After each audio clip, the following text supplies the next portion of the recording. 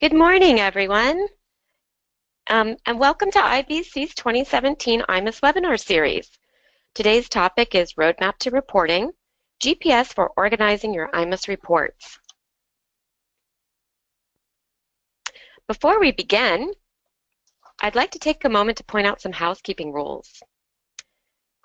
The attendees will be muted during the presentation. However, we'll open up the floor throughout the presentation where we'll ask questions and ask you to place your responses in the chat window as well as some polls. We'll also have time dedicated at the end of the presentation to ask additional questions. So a little bit about IBC before we get started with the content. IBC was co-founded by Jody Sawyer and Melissa Mack. I'm actually Melissa Mack speaking now. Our goal at IBC is to help our clients feel good about technology, which we've proven over and over again through receiving the highest customer satisfaction ratings indicated by ASI's independent surveys. So thanks to all of you on the call today that have participated in those surveys, because they do go towards ASI's recognition of their top solution providers. So thank you. A little bit today. Today's speaker is Amanda Iverson. Amanda's been harnessing the power of iMIS for over 5 years in her role here at IBC as project manager and senior application architect. Prior to IBC, Amanda did spend 15 years in the association industry in a variety of roles. Amanda's skills and experience in the industry provide a unique perspective to successful iMIS design and recommendations for both the iMIS community as well as our clients. Take it over, Amanda. Thanks, Melissa, and thanks to all of you who logged in today to join our webinar. I'd like to welcome you. I do want to start out by saying today is part one of a two-part webinar series focused on reporting. Stay tuned at the end of today's presentation for more information on how to register for the January event. In part two, I'm going to slow down and focus more on the step-by-step detailed process that's going to be involved with migrating your reports to the staff site. I'll also showcase examples of how to configure IQA queries, SSRS reports, and related iParts for efficient workflows using real-world scenarios. So now, let's get ready to rev our engines.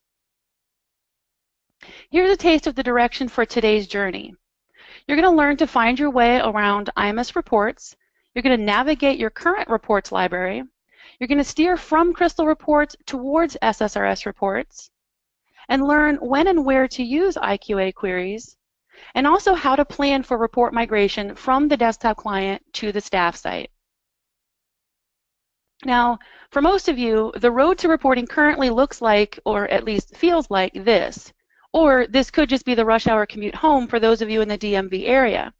If you're not yet aware, the desktop client is going away in upcoming versions of iMIS to make way for more flexible and responsive technology. Now, this could mean changes to your business rules or to your workflows, and most certainly means changes to your reporting. More so, how your users are accessing reports and their specific functions. Lucky for you, we've prepared 10 tips to iron out this journey. Unfortunately, these only apply to iMIS, so you're on your own for the commute home today. Tip 1 is all about preparing for the vehicle for the journey. When you rent a car for the road trip, one of the first things you do is get in and adjust the mirrors and figure out the lights. It's the same with reporting. Most of us never take time to look under the hood, even though it's been the reliable source of your data for potentially years. Each of the tools listed here should be familiar to you, but they may vary based on your iMIS version and your experience level. They also indicate how long you've been a friend of iMIS. If you've never heard of OMNIS or ad hoc reports, I can tell the length of time you've been working with iMIS. Either that or it just means I'm dating myself, since iMIS and I have clearly been friends for a very long time. For most of you, the desktop client is still a favorite among iMIS users. Your journey should start with a healthy review of your current iMIS report library. These are the reports and ad hoc reports available from the Generate Reports menu that displays within each module. These are managed under report specs, and if you've never explored behind the scenes, here's how you access those menus and reports. The system, shown here as AR, indicates the module, and the category, shown here as account status, is the subreports or report types menu that displays to users. I'm also including a brief cheat sheet here for which module pertains to which menu. Some of them aren't exact. As you can see, customers are actually found under the membership system reports. And another example, if you want to find reports under the events module, shown here, then you'll want to look for the meeting type system reports. Another way is you can search the report_DESC table. This gives you a great exportable list of report names and descriptions. If you're comfortable with SQL, here's a quick select statement that you can use, or you can create a business object based on this table to be used within an IQA query. This will give you a starting list to see what's already being offered and shown to your iMIS users and which reports could be outdated or won't need attention as part of this migration. Since the desktop client is on its way out as iMIS progresses, here's a few places to check for active reports. You'll want to move active ad hoc reports to IQA queries, identify all Crystal reports maintained on shared servers, maybe a remote or a terminal server, and even local workstations. You would be amazed by the files you find when you search .rpt against a location.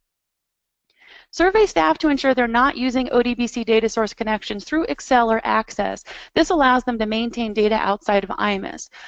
They can create a real-world connection to the database so that they can get real-time information, but a lot of times they save those files and use them as their go-to location if they want to update contact information or demographic tracking. Bring light to these files and discuss why the information is not in iMIS and why it should be. Now, for those Crystal reports that you found, be sure to match these versions up with iMIS to ensure you're looking at the same report that the staff are using through the desktop client. So here's an example. For this meeting confirmation letter, we want to make sure that the Crystal report version we're looking at on the server or local workstation is the same that iMIS is referencing. So as you can see here, we match that up against the file path and report name shown under the report parameters. Now, I'd like to get an assessment of where everyone's reporting goals are currently. Share which reporting tools you're using in the poll. Melissa's going to be launching a poll here for you where you can respond and you can share the responses as they start to come in.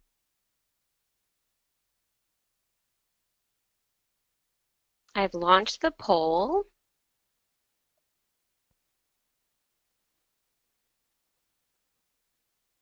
So cool, everybody's voting. Thank you. Lots and lots, majority, 65% Crystal reports. Oh, that's going up. Oh, wow. Okay.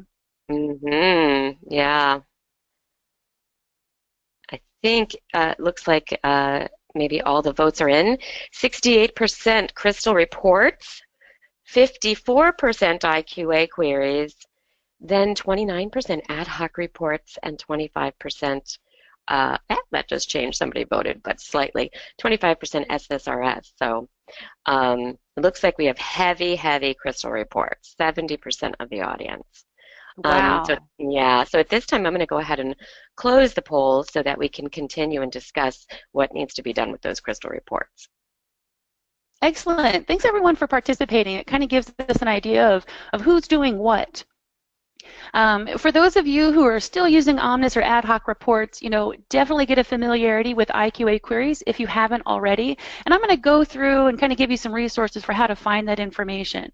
And for those of you Crystal report users, which seem to be the majority of you, based on your current version and your upgrade timeline, you're going to learn throughout some of these next tips, things that you need to focus on to start migrating some of those reports now. So my second tip for today is to make time for preventative maintenance. It's worth the investment to keep your vehicle on the road and running optimally. Now, as most of you know, reports are only as good as the data they produce. If you're not actively ensuring your iMIS data is correct, a valuable opportunity is being missed. I'm including an article here that was published by the Center for Nonprofit Management that gives 5 reasons why paying attention to your data is important. And to bring this idea home, consider if bad data is leaving out renewing members from receiving dues invoices, or if membership statistics or donation amounts are being skewed because statuses, paid through dates, transaction dates, and distribution funds might be missing from your reports. Now, you can keep your data clean by regularly conducting data integrity checks to identify missing or incorrect data. Easily create an IQA query to find member records with an old or missing paid through date. Maybe look for non-member records with an inactive status records with a recent dues payment or a future paid through date. These are considered data integrity checks and should be a regular part of maintaining the health of your iMIS database. In a few slides, you'll see some out-of-the-box IQA queries that iMIS provides to include the encouragement of these integrity checks. You can also opt to take it a step further with regular database maintenance. There's a tool that ASI provides, the iMIS database utility, and there's also system reports and queries. These include common processes to keep your data in sync throughout the iMIS tables. However, definitely use caution, and only if you fully understand these tools, make sure you understand how they impact your data. Now, here's an example of those default integrity checks I was referring to. Now, these start in versions 20.2 and above, but they can still be created in earlier versions just using IQA queries. These can give you an idea of how to query your data to find these hidden anomalies or potentially data entry errors. The examples shown here look for records with no email address or when an individual is not linked to a company. However it might pertain to your organization, just set up a query to find something the opposite or incomplete of that information. Now here's the iMIS database maintenance utility. It typically lives on the iMIS app or web server, and you'll need system admin credentials in order to gain access to this handy tool.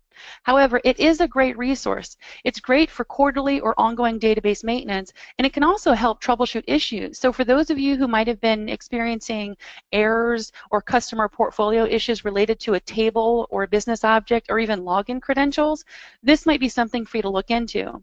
However, I strongly recommend not using this tool until you've thoroughly reviewed the documentation, and always make a backup before you make any changes. This tool does change and purge records. Sometimes login credential records might get orphaned, and this tool actually purges those. So because you're making changes to your database, always make a backup and understand the tool that you're using. The system reports and queries can be found under the Utilities menu within the desktop client. Again, you're going to need a specific set of roles and possibly module authorization levels to access the menu shown here. This menu includes ASI-driven stored procedures that clean up your iMIS data across the tables. The example I've highlighted here would repopulate the full name field in the name table based on prefix, first name, middle name, initial, last name, and designation. Now, you're only as good as the team that keeps your vehicle running. As you prepare to organize and migrate your reports, it's key to know who's running reports and who needs the ability to edit them. If you're the DBA, then attending this webinar is definitely the right choice.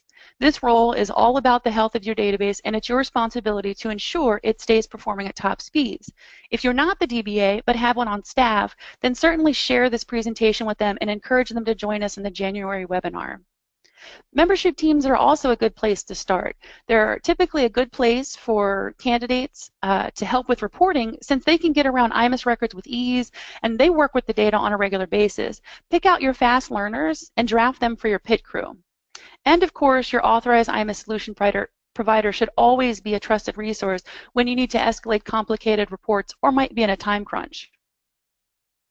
Now, if this isn't how your organization team of report writers looks, then at least it's something to strive towards. Now, most of your team might look like the guy in the back on the left, the one who's ready to run in the opposite direction, but that's okay. The true lesson here is to lean on those around you. Don't be a one-person show. Teach them how to use reporting tools and make accessing reports easy and intuitive. Now, as most of us have experienced driving, anything can happen along the road. You may not have enough room in the vehicle for your entire pit crew, although you probably were the only person in the car for most of you. Be prepared to change your own tires. You'll want to be familiar with these key skills in order to support migrating and organizing your reports. Now, while the relevance between these topics may not yet be evident, it soon will be. As you get into planning for your migration, each of these areas will be of use to the process. Now, there are those who can create or edit, and there are those report users who simply just run the report and export the results. After identifying which staff fall into each category, regular training sessions should be held to address questions, identify report issues, or hear about report needs not yet being met. You'll quickly learn this is a really good way to vet old, unused, or incorrect reports. And if you need to brush up on your own education, here's a few resources to explore. ASI offers help options, and many iMIS solution providers have open source information and videos for review, like today's webinar. And if you're not already a member of the NIOG user community, consider making it a priority. This is a community of your peers facing the same challenges and probably asking the same questions as your organization. Of course, your iMIS solution provider can offer personalized training specific to your organization needs and iMIS tables. And when all else fails, Google it. There's no such thing as overusing Google, and why not take advantage of today's modern technology and helping us help ourselves? Tip number 3 is to know your destination. You have to know where you're going in order to get there. Some road trips have no destination in mind. You throw caution in the wind and just go where the open road takes you. This is not that type of journey. With the Farewell to the Desktop Client Tour ASI is hosting, you need to get prepared to start making use of the staff and member sites, and there's really no reason not to. Stay focused on your destination. Think about this. Where does your organization need to end up after this migration? Consider if there's an upgrade in your future. If so, certain tools and default reports will be made available to you at that time that could replace existing Crystal reports. And the most helpful thing is to learn how colleagues are pulling reports. Pair that with how they're currently using the desktop client, staff, and member sites. Determine if there are reports that staff use to fulfill requests on a regular basis, like reprinting invoices or receipts, and consider if that should be offered on the member site as a self-service feature.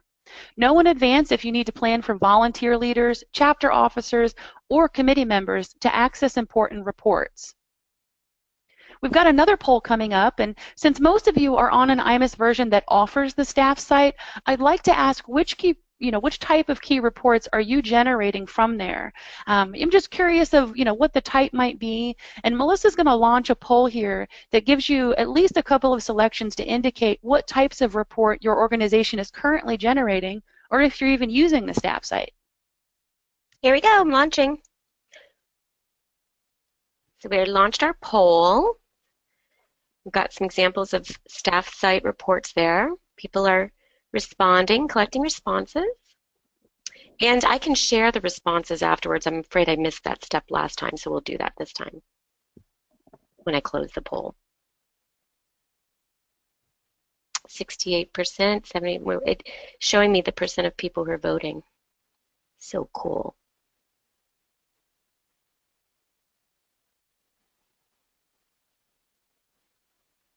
Okay, give it one more second.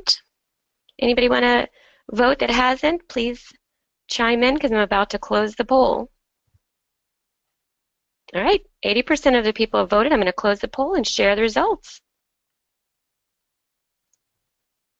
So we've got 72% membership, which would be expected, events and orders, and then 22% not using the staff site, so we probably want to talk about that too.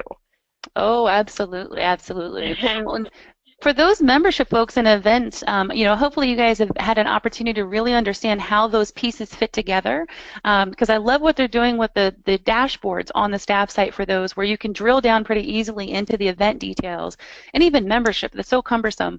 So I definitely think that most of you can gain something from the next few tips that we're about to explore. And for that percentage of you that are not using the staff site, you definitely want to start playing around with it, getting your hands dirty and just walking through it, because eventually it will become your future home for iMIS. But thanks everyone for participating. Okay, I'm going to hide the poll and you can continue on. Great. Thanks, Melissa. Welcome. So as I mentioned, the staff site will be the future home, if it's not your current residence, for all your iMIS staff needs. This is where most of your time planning should be spent. And here's a few ideas to consider when migrating reports to the staff site. So I've listed a couple of features from the staff site that you should be taking advantage of now. And if these are not familiar to you, don't worry. We're going to go through a couple of these examples in the next few slides, and definitely add January to your list, because again, if you're not used to using iParts or the RISE websites, then seeing that step-by-step will certainly be helpful in, once you know where you're going, how to actually implement and migrate your reports. The default staff site dashboards present the data in a new way, and it's a way the desktop client isn't able to reproduce. When you're thinking of your destination, where you want staff to be towards the end of this migration, consider if offering the reports in a new way might benefit them versus just pulling something of how they used to. Examples include high-level views of running totals, pie graphs with interactive counts and percentages when you hover over a slice, and even bar graphs for visual representation. All of these are content records and iParts based on queries that are easily replicable and configured to your organization and statistical needs. You'll also want to place the most commonly used IQA queries right on the module dashboard for easy access by staff. If staff frequently need a way to identify new members or maybe view recently certified individuals, these queries should be placed on the dashboard of the related module. They're going to be the most frequently used and easily accessed. Now, let's take a peek at using SSRS reports for printed materials. Now, because it's printed, this means it needs to be a format that shows in a specific way. This indicates it has to be an SSRS report.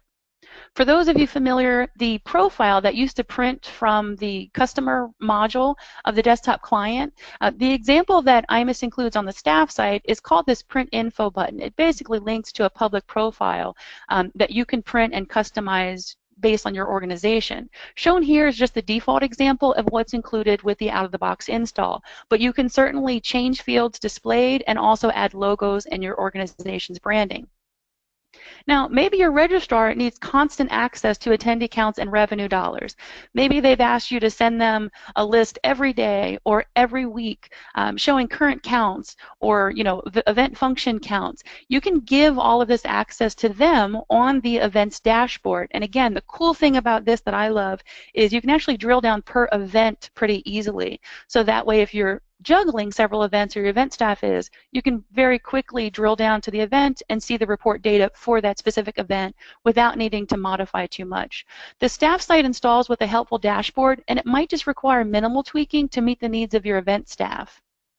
Now, the staff site also includes a dynamic dashboard per event, that's what I was just referring to, so that you can drill down to get those numbers, counts, and even the badge reports pretty easily by the event key, either that they can enter at runtime or it's automatically passed through based on the event that they're viewing. So let's move on to a more unique use of these tools. We've paired the Open Invoices iPart with an AR statement SSRS report. Staff can easily pay the invoices right from the staff site, or they can print a statement, attach it to an email, and follow up with the member or customer for payment. Now, this is a good example of something that you might want to include and duplicate on the member site. A constituent can log in, view their own open invoices from their My Account area, and print the statements or even just pay online themselves. So, as you can see, this type of format, with whether we offer it on the staff site and the member site, this is something that you need to consider when you're planning where you want your organization to be at the end of this report migration. This is more than just moving the reports to a new area or migrating from the desktop client to the staff site. There's so much opportunity to offer self-service and added member benefit to your users to keep up with advancing technology. So the example I've got here on the screen can be used for dues receipts, order purchases, event registrations, you name it. So ask yourself if this is a self-service benefit that you want to offer your members and customers. And if you answered yes to my last question, let's explore this idea further. Think of it like feeding two birds with one feeder. If you successfully plan your migration, you can use the same report, template, and content workflow between both websites. Some reports and the workflows to access those reports can be shared between the staff and member site without the additional work. This saves you time by eliminating the need to duplicate your efforts. Staff can fulfill requests as needed from the staff site, while members can access these materials when needed as a part of self-service by logging into your company's website. So nowadays, members want to drive for themselves.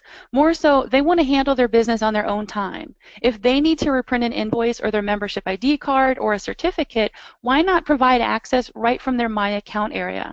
This level of self-service is expanding as technology grows. Speaking of self-service, it's not a new thing. In a recent study done by Zendesk, 67% of respondents preferred self-service over speaking to an actual live human being. And consider how you use this functionality in your personal lives today. I mean, for me, I choose to log into the patient care portal of my primary healthcare network so that I can quickly obtain medical records or lab results. I mean, within seconds, I have the information I need at my fingertips. I don't need to go back and forth with a doctor's office playing phone tag.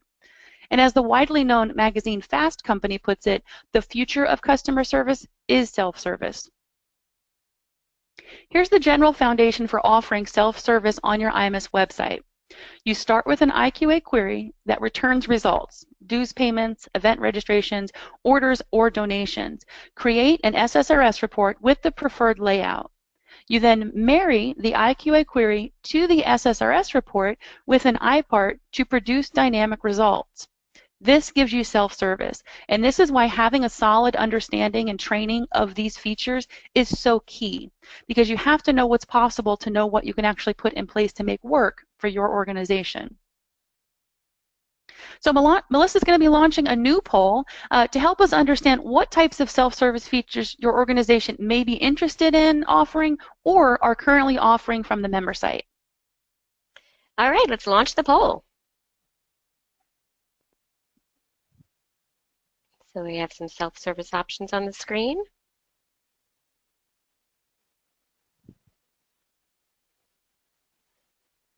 And we've got some people voting now, collecting all the responses. Pretty cool stuff. Give it, yep, still voting. Give it another second before I close it and we can look at the results. Anybody want to chime in before I close? 71% voted. Up, a couple people came back in. All right, I'm going to close the poll and let's take a look at the results. All right, lots of people want the confirmations and invoices and receipts.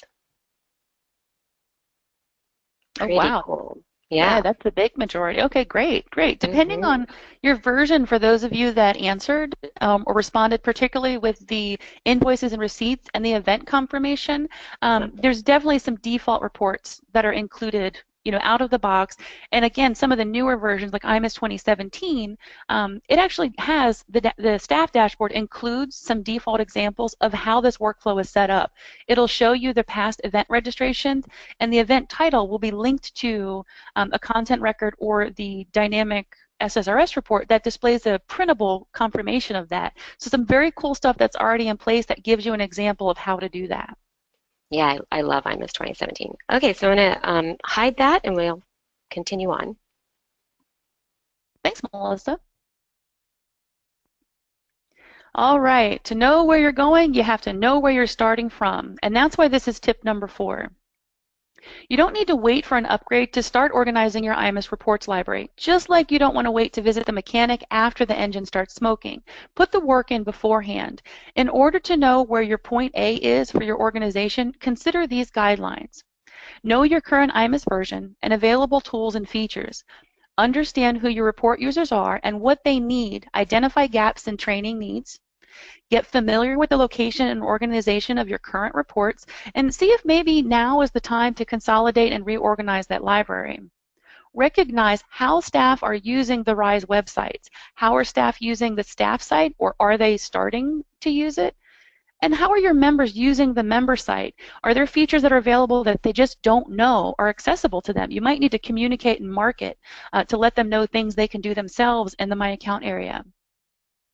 So now we're at the halfway point. So we know where we're going, we know where we're starting from, we know where we want to be.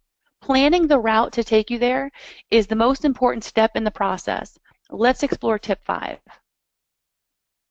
So now we need to figure out the best route to actually reach your destination. A migration of this size is a project, so treat it like one. Create a small project timeline and set benchmark goals along the way. Identify priorities based on deadlines, important dates, or maybe the most frequently used reports from your iMIS power users. An example might look like this. Let's just, start with a 6-month timeline. Month 1 might be focused on identifying reports and cleaning up unused or old report versions. Month 2, you might focus on starting the migration of export, mailing list, and ad hoc reports into IQA queries. Those are sort of your low-hanging fruit and should be very easy to translate. Month 3 and 4 should be focused on creating those formatted SSRS reports, or, depending on your iMIS version, using some of those out-of-the-box templates and personalizing them to your organization. These are going to be the months that you spend creating the reports that will eventually replace Crystal reports. Month 5, you're going to focus on configuring the RISE content, whether it be for the staff site or the member site, to support the new reports. And then, of course, month 6 will be focused on testing, doing some tweaking, and then launching. And don't script on testing. Get a few of those report users in the room and get hands-on experience with the new reporting workflows. Get feedback right then and there and modify them before you go live with the changes. So here's a few additional thoughts to grease your planning wheels. Consider how the data will be used and how it needs to be shared. Identify report parameters, whether they're search parameters or values entered at report runtime. Determine how the reports will be accessed and if they need to be locked down or protected with permissions. Consider your groups of report users and report creators. You can schedule training to ensure clear understanding and then also modify folder permissions to ensure folks aren't accessing those that they're not supposed to. And finally, review the function of the report. What is it for? What does it do? Answering these questions will help you plan for the right tool to be configured in the right place at the right time. So let's talk about how to determine which route is best for your organization. If you're upgrading to 2017 or already there, as I mentioned, there's reporting tools that are available to you that weren't included in previous versions. Now, those of you that are not on 2017, you still have standard reports available to you. You just have to explore them. The bottom line is that time spent on new Crystal reports might be short-sighted. Take the time now to learn and create SSRS reports in place of Crystal. It's going to give you more gas mileage in the long run. And definitely make the staff site functional and efficient. It will become the new desktop client as you continue to upgrade. And as I mentioned, the good news is that all versions of iMIS 20 have some default queries and SSRS reports that you can use as templates. 2017 just has the latest and greatest and most well-designed. But these are going to serve as good bones to get you started on a formatted report without you needing to spend hours upon hours creating the layout, especially if you're just learning SSRS. So with the desktop client going away, this means you need to part ways with Crystal reports. ASI opted to include SSRS-based reports within the technology, and these features are built in throughout the platform. So after identifying which Crystal reports are in use, you need to identify which reporting tool is best to replace the functionality. So if your Crystal report was used for a mailing list or an export only, then IQA query is exactly where you need to go to migrate that information. If it's a formatted report like a receipt or something that needs to get printed out or even printed membership directory pages, you're going to want to use an SSRS report for that. And just as a side note, to clarify, your Crystal reports will still run when they're generated directly in the Crystal report software. The results just won't be accessible from the staff or member sites. So regarding the choice between SSRS and IQA, sometimes it's not one or the other. Sometimes you need both. The flexibility you gain by pairing IQA query results with an SSRS report is like driving on a 4-lane superhighway. Using one but not the other can sometimes feel like driving on a 1-lane country road. You feel a little stuck, although eventually you'll get to where you need to go. The possibilities open wide when you pair IQA and SSRS, and together they do offer the most efficient workflow, especially if your organization wants to focus on offering self-service to your constituents. Now, here's a sneak peek at the benefits of pairing these tools. We're going to highlight examples of these features in part 2 of the webinar series in January. So tip number 6, with knowing your options and where you need to be, the map should be clear. You've planned the best route to achieve your destination. So now let's study it. Does anyone remember MapQuest? Years ago, people would print out directions to reach their destination accurately and on time. And even long before MapQuest, people actually bought a printed road map and had to figure out the directions for themselves. Now it seems we rely solely on our phones and car navigation systems to get us there. We let the car and technology do the thinking for us. Scary. Even with iMIS, migrating reports will certainly take some critical thinking. Don't just follow these directions I'm suggesting. Understand your options so that you can make the best choice for your organization. I'm just sort of giving you all of the details. In thinking about the turns you need to take, there are two main roads you need to follow. Some will be clear, like the mailing list turned into IQA queries, and others will present you with a crossroads. Most of your reports will go in one of two directions, IQA queries or SSRS reports. So let's review some examples with turn-by-turn directions. Your previous OMNIS and ad hoc reports are ideal to be migrated into IQA queries. Most of these reports were used for exports, member total counts, attendee counts, or mailing list on the fly. In fewer clicks, a user can search, sort, and export the results with query technology.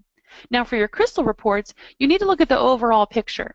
If it's used for producing statistics, totaling dollar amounts, IQA would be your choice. And as you can see on the right, if it's used for formatted or printed materials, or if the crystal report includes formatted sub-reports, then SSRS is definitely the option. The bottom line is ask yourself this: how is it used? How will it be shared? And what format does it need to be on when run? So since everyone on this webinar is using a version of iMIS where IQA queries are offered, I'm curious as to how many of you are using them on a regular basis. Melissa is going to be launching a poll where you can let us know if you're using IQA queries or not, or if you have no clue what I'm talking about. Here we go. So we're waiting for some responses. All right. Getting people to vote. Nice. Thank you all for participating. We've got 82% of the people voting, and I'm going to go ahead and close and share the results. They look good. 84%, yes, they're currently using them. Great. Cracking up at the 6% that's what the heck is an IQA query? They'll need to come back in January to find out more about that. And the no's, the 10%, we definitely need to, you know, one of the goals of today's webinar was to make people aware of the desktop going away, and those crystal reports need to be considered for the long term to be replaced by IQA and SSRS. So I'm going to go ahead and hide the poll results and turn it back over to you, Amanda. Great. Thank you, Melissa. And thanks to the honest folks who responded that they have no idea what an IQA query is. I appreciate that. I appreciate the honesty. Appreciate it. You know, so as I mentioned, even in version iMIS 15, so if you have no idea what a query is or you're not using them, but you're on iMIS 15 and above, there's definitely default examples included. You just have to go explore them. And of course, those of you who have users who are currently using IQA queries from the desktop client, these can be easily replicated on the staff site. And I'll have a couple of slides included in here to show you how to do that.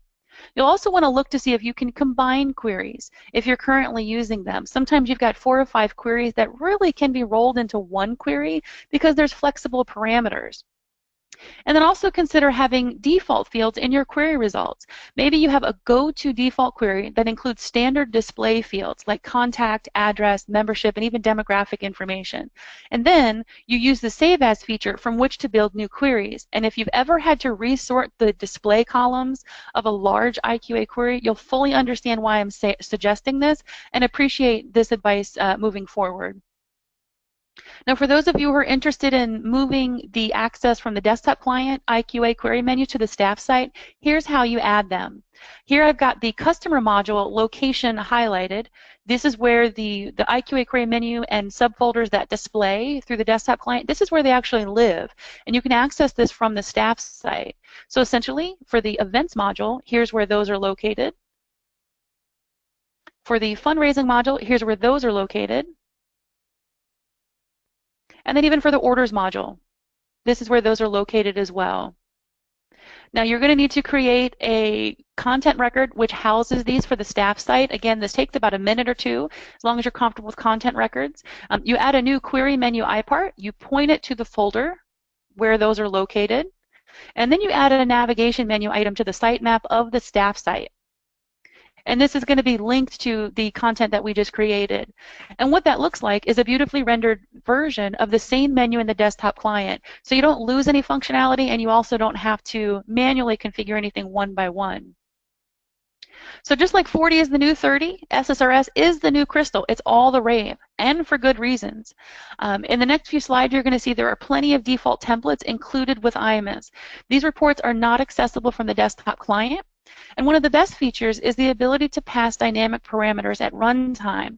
That makes it really flexible for event codes, fundraising distribution codes, certification types, so that you can add some flexibility to that report. The more you learn about how these pieces fit together, the more valuable these features become to the overall process. Tip number 7 is stopping to smell the roses and snapping some photos. More like stopping to involve the backseat drivers, aka your colleagues and volunteer leaders. So you might identify with one of these two images. If the left is more like you, then you're clearly the driver. But if you consider yourself a navigation specialist, and yes, I did air quotes, you're most definitely a backseat driver. But this isn't a bad thing. You have to get input from those on the ride with you. It's beneficial to the journey. Just remember, you're the one who's responsible for laying out an organized, efficient process where staff and even your volunteer members can access reports. Keep your eye on where you've planted point B on your map. Now, this doesn't mean count everyone else out and their opinion. It's inevitable that changes and adjustments are going to need to be made. This tip is all about having regular conversations to discuss reporting. Now, based on the feedback of those conversations and discussions, you'll need to account for detours and adjust your course accordingly. Bring on tip number 8, adjusting for detours and new roads. Detours are bound to happen. The only way through them is to get around them. Discover what's not working and find a different way. Remove efficiency roadblocks and address staff concerns. Organize access to reports and identify opportunities to increase productivity. A well-placed report can do wonders. Strategize about how you're using the staff and member sites. Is there anything you can streamline? And then when you feel like there's no way around it, consider outsourcing to your iMIS solution provider. Once your report migration changes are in place, this could be how the changes are perceived by staff. Remind them it's all about forward movement and that change is a part of the process.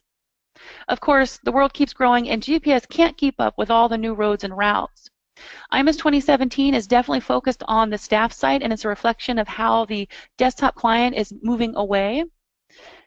So they've included new features that are going to help you with the reporting needs. They've also included a multitude of new dashboards, queries, and reports and templates made available to you. They've also done a great job of moving the functionality from the desktop client to the staff site. Now, everything they're looking for is still in iMIS. It just might have a few clicks to retrain the brain on how to go get there. And for those of you who are not yet on 2017, check out the videos and documentation available to learn about these new dashboards and see examples of them. As you can see here, the new templates are colorful, clean, and well organized. And here's a list of at least a snapshot of some of the new reports that ASI has added. And the links that we're including in the presentation here will be included in the follow-up email that we send after the presentation. So I believe this is our last poll for today. We're just curious. So for those of you who are not on iMIS 2017, is an upgrade on the horizon? You'll see a couple of the responses as Melissa launches the poll to indicate if it is on the horizon and how soon you need to focus on migrating your reports, or if it's something in the near distant future. Here we go, launching the poll now.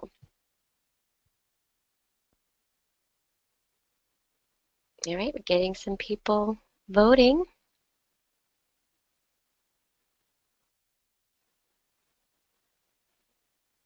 %68 have voted and still going. All right, we're about to close the poll. Anybody want to chime in before we close it? All right, I'm going to close and share the poll now.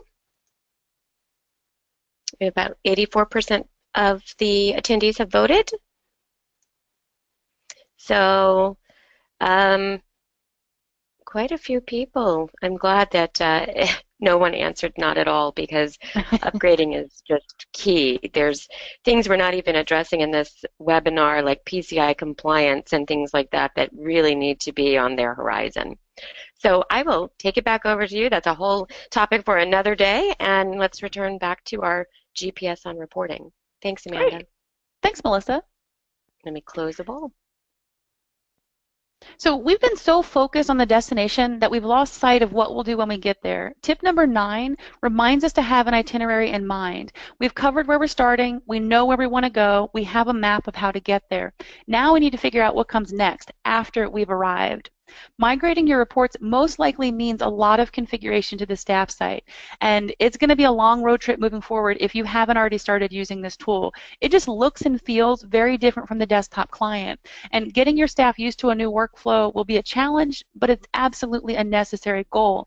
There's some features listed here that are going to help you effectively organize your reports and maintain access, so at least it makes that transition easier for your staff. Now, one of the best ways to manage access to reports is using sitemaps. There's a couple of features listed here about what sitemaps offer, and it's just a little bit different from content records or access permissions. It determines whether they see a menu or whether they don't. So here's an example of a sitemap that's displayed to logged in chapter officers from the member website. Not all users are going to see this, only if they are eligible as a current chapter officer. And here's how that's managed. Manage this within the access settings. You add a menu item, and then you determine based on their roles, groups, or users, or member types, who is eligible to even see this menu. So it's a really great feature to use. Finally, my last tip for today, hit the gas. You can do all the work from the previous steps, but you'll sit in the driveway if you never actually fire up the engine and go. Prepare your staff for the changes, plan the migration, use available tools, and brush up on reporting skills and training. So what does all of this really mean? It means not looking back, even if you have to drag your colleagues kicking and screaming. Embrace change and focus on the positive benefits of this migration. Prepare for the eventual upgrade, or the majority of you, or the third of you who said you're currently in the process of that, and make time to organize your library of reports. Take advantage of newer technologies that's going to provide your staff a more user-friendly and flexible interface. And most of all, make iMIS work for you, for your colleagues, and your members and constituents. Make the time to plan and migrate your reports properly. And you'll know you're successful once that process is intuitive, user-friendly, and your customer service has improved. Now, if you know me, you know I'm a traveler. There's nothing more exciting to me than embarking on a new adventure. When I set my sights on a new location, I start planning and take action immediately. So with all the tips that you've learned over this last hour, here's 3 things you can do after this webinar to start planning. Set things in motion to get your organization where it needs to be. Figure out who of your colleagues are using reports and which they're using. Audit the reports that are currently available on the desktop client so that you know what needs to be migrated, and then begin to convert your export and mailing list to IQA queries. 3 quick things that you can start to do today to work towards this direction. So as we begin to open the floor for questions, I want to provide a brief recap of our road trip thus far. You've learned how to review your existing iMIS reports library, brush up on reporting skills, and identify training needs for staff. Plan for the future of iMIS and advancing technology. Understand the tools and how to use them. Start the conversation with colleagues and keep talking. Adjust your route as needed even after the migration. And last but not least, most importantly, don't put it off. Start now, even if you're in the middle of an upgrade or you're not preparing for one or not sure when it's going to happen. I'll now turn it over to Melissa to facilitate questions. If you raise your hand in the GoToWebinar window, we'll unmute you so that we can hear your questions. So we do have a question about getting a copy of the webinar. Thank you for asking that. We will be sending a link to it. It will be posted on YouTube, so you'll be able to access it there, and we'll send that as a follow-up email to everyone that attended. Thanks for asking. I don't see anybody else raising their hands. No questions about the Crystal reports and the desktop going away in the future. ASI made some announcements at some of the discovery conferences just this last month in October. They have a roadmap, and they have a plan where they're going to be getting the desktop functionality onto the staff site. And so at that point in time, as Amanda said, Crystal reports will no longer be accessible via iMIS. So SSRS and IQA, and if you're like most of our clients, you have tons of reports that need to be addressed. And so starting early is probably key. At least we would suggest, as Amanda said, all of those last 3 tips there. All right, well, if there are no further questions, we've got some information about the next webinar. This is a 2-part series, and part 2 will be on Thursday, January 18th. We'll send you guys some information on that as a follow-up as well, and that will get into a little bit of nitty-gritty on SSRS and IQA. And then just keep us in mind if you need any help. We write reports every day and IQA queries every day. So if you need any help with that or training, NIOG is a great resource, as well as your solution provider and IVC. Thanks, Amanda. Do you want to wrap it up?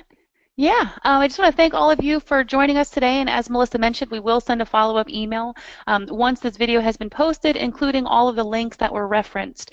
Feel free to, give us some feedback afterwards to let us know if, how your reports migration is going. Yeah. Sorry to interrupt. There was a couple more questions that just came in. What's the timeline for that? Who is that? Jennifer? Jennifer, what's the timeline for, let me unmute you so I can see, can you clarify, what did I say that you want to know what the timeline is for? The getting rid of the desktop or the staff site? Get rid of the desktop and specifically when Crystal becomes unavailable. Okay, well, Crystal will become unavailable when the desktop is retired. Because I'm trying to figure out when that transition period is. Yes, exactly. There aren't quite all the reports that you need in the staff site yet. Correct. And in 2017, I'm trying to work with ASI to see if I can get a catalog of what is in the latest version. There are tons more that they've put, that they've recreated in the staff site in this last version, many more than what was on iMIS 2015 Q4. They have told us, now originally at the beginning of this year they were hoping to have hit that target by the end of this year. That has not happened. That timeline has slipped. The last when I talked with ASI's product owners, they were talking about late next summer for the GA release to be done. They recognize that many existing iMIS clients who have been on iMIS for, decades, years, may not be able to go on to that very first version. So we're still talking about, could be fourth quarter next year if you're starting to plan an upgrade. But as you know, with so many reports that you may or may not be using, especially the ones that you've custom written in Crystal, the standard ones are going to be recreated by ASI, but the ones you've custom written in Crystal for your association's needs, those are the ones that you really want to probably focus on, and as Amanda said, catalog and talk to your constituents in your office and find out what they're using. But a year is not much time to rewrite reports during your regular daily job functions too. Yeah, the reason I ask is that a lot of our custom reports are actually just fairly minor tweaks to standard reports. I see. And it makes no sense if they're going to provide the standard report, the equivalent of the standard report on which we based our custom. Doesn't make sense for me to create it out of thin air. It makes more sense to wait until they do the heavy lifting and then clone it and edit it. Yes. Exactly. Well, I'm going to see if we can get that catalog. I've been working with the NIOG committee on that. And so just keep an eye out on NIOG for that information as far as the reports that are been rewritten. And I'm really curious, I don't know, and maybe Amanda and I can play around with it, if an SSRS report exists in 2017 and it's the same data structure in, say, an older version like Q4, could we just take the SSRS RDL file and send it over to you? Yeah, put it in the back version. And I would imagine we could. And Jenny, just, especially for you, from the list of stuff that is produced that I know for sure is in at least the 2017 version, the first release that they did, most of your standard iMIS reports, like the AR statement, your statement of account reports, and the customer portfolio report, most of those standard reports were one of the first ones that they restarted. So there's a lot of invoice reports that are in there.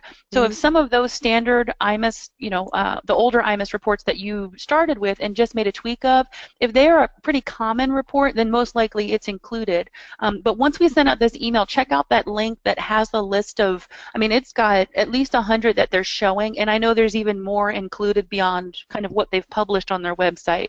But if they're pretty standard, like the invoice or statement of accounts, then that's definitely for sure included in 2017. Okay, thanks. Thank you. And so then also we have another question from Kelly Hoff, kind of similar, and that's when the desktop. So I would say, Kelly, that would be late. Late summer 2018 when it's first available. Now, of course, most of our clients kind of are 6 months, later in their upgrade process. So, but you do want to start planning for it. And then we just had a comment from, you're welcome, Kelly. And then we just had a comment that it was an awesome webinar. Thank you. So, oh, great. In the interest of time, thank you all for your time today, and we look forward to having you join us again in January. Thank you all. Thanks. Bye-bye.